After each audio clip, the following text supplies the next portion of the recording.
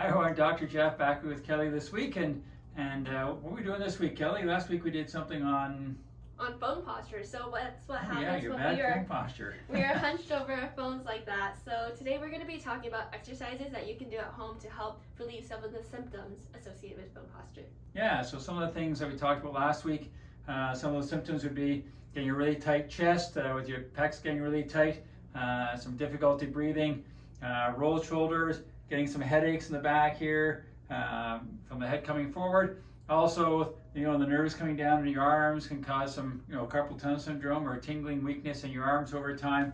And really sore neck muscles and back muscles. So yeah, we're going to talk about how we can help you with that this week. Yep, let's go. So first we're going to look at here is we're going to look how rounded her shoulders are here. So if we spin around here, we're dealing with the muscles in here. These are your pec muscles, your pec major muscle and your pec minor muscle. So when these muscles get really tight, one thing it's going to affect your lung capacity. So you really can't breathe very well when these muscles are really, really tight. The thing that happens is the pec minor muscle, one runs up through here, also comes across, we call your brachial plexus, or all the nerves that run down your arms. So if that gets really tight, that can cause some tingling down the arms, some funny feeling, and some weakness down the arms. We're also going to look at how our head forward posture is. So when we're going to look at that, we're going to be looking at the muscles in here are going to be very, very tight because they're being used all the time. So what we want to do with that, turn around here, these are going to be your scalene muscles. They run kind of down from your chin down to your clavicle here. We also the sternocleidomastoid, which kind of runs up through here. When these get really tight, what they can do is they can actually cause an issue with swallowing. Again, they can also affect breathing, and they can also get very, very sore and very, very tight. Another thing that can happen with this is you're actually pulling down here, and this is going to affect some of your jaw muscles. You've got some muscles that come down from your ear down through here that make your jaw work. So when you come forward like this, what can happen is you're actually going to cause your jaw to get very tight, and your jaw will actually can start to deviate one side more than the other, and that can affect your chewing. Another muscle it's going to affect is the trapezius muscle. So it kind of runs up behind your ear here, kind of runs down, kind of through your shoulder blade here, but running up here. And that kind of brings these shoulders down like this. When that gets very tight, that's going to cause a lot of tension running up through the back here, and that can cause a lot of mid-back pain, some rib pain. Again, that's going to affect your breathing. You're not going to be able to take as big a breath in. Next one we're going to look at is the muscles inside here where they're around your shoulders. We're looking at these rhomboid muscles in here. There's rhomboid and some teres running out here. They're going to become protracted, so separated, and they're going to get very, very long and very, very stretched. And what happens with that is that, again, that's going to cause a lot of rib pain. So this is going to again affect breathing. It's also going to affect, like, sometimes you feel like somebody sticks you with a knife on your back. And that, again, comes from these ribs being stretched out. And again, that's going to affect your breathing. So weathering down, you've got muscles that run up the back of your neck here. You've got the splenius, you got the cervicus longus. You also at the very top up here, if you turn this way here, you've got the suboccipitals. There's two muscles that kind of run up the top here. And what will happen with that is, again, your neck is going to get very, very stiff because the splenius is very stretched out.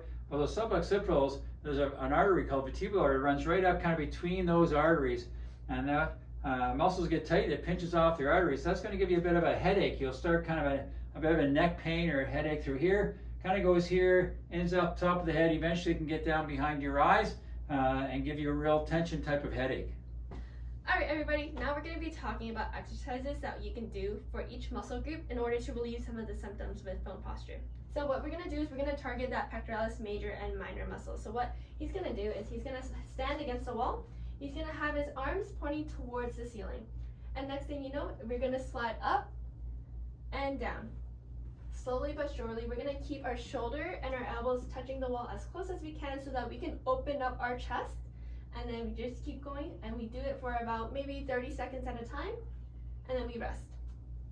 Another exercise that you can do for your pecs is using a door frame. So what Dr. Jeff is going to do, he's going to step out, he's going to put his hands onto the door frame, and he's going to lean forward to stretch that pec muscle. Yep. And another one that you can do is you can alternatively hold your hands below, and then you can lean forward just like that. See, we're really opening up that pec muscle here to counteract that contraction here, so that we can open up our chest and have a better breathing. Yep, that's going to help you breathe. Yeah. Yep. For our very next muscle group, we're going to be talking about the scalenes and the splenius.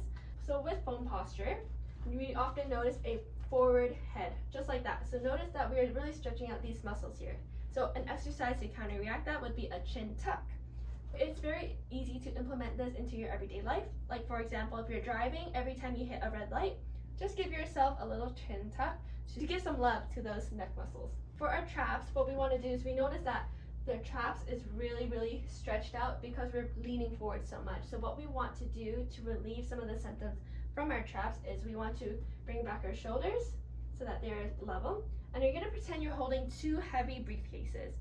And you're going to keep your arms down and you're going to stretch your neck from one side to the other. And so notice Dr. Jeb is able to do that. And from that way, we're relieving some of the tension that's building up in that neck here to reduce some of the headaches and the back pain that we might be experiencing.